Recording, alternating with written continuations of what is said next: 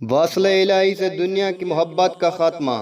हबीब अजमी ने एक मर्तबा एक कनीज खरीदी और इसको घर में भेजकर अपने हुजरे में इबादत की गर्ज से चले गए और इबादत में इस कदर मशगूल रहे कि अपना होश भी ना रहा।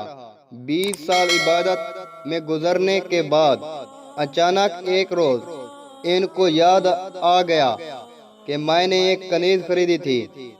आपने घर में पहुंचकर उसी कनीज को देखा, मगर ये भूल गए थे कि ये वही मेरी कनीज है। इससे कहने लगे, आए खातून, जरा आप मेरी कनीज को मेरे पास भेज दीजिए। कनीज ने जवाब दिया, आप किस कनीज को बुलवा रहे हैं?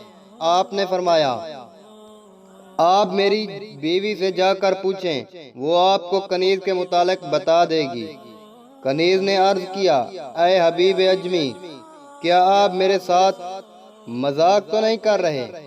क्योंकि आपके सामने तो कनीज खड़ी है और आप कह रहे हैं कि कनीज को मेरे पास भेजो।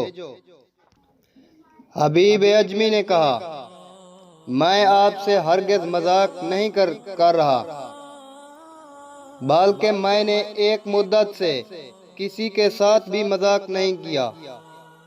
आपको मैंने बिल्कुल नहीं पहचाना कि आप ही मेरी कनीज हैं, बल्कि मेरी तो ये हालत है कि मैं अक्सर लोगों की पहचान भूल गया हूँ और कई लोग इस बात की शिकायत करते हैं, मगर मैंने जब ए खुदा को पहचाना है, बंदों का ख्याल मेरे दिल से निकल गया है। आपने इसी वक्त कनीज को आज़ाद कर दिया। तो मिलते हैं एक और अच्छी सी वीडियो में, तब तक के लिए इजाज़त, वस्सलाम।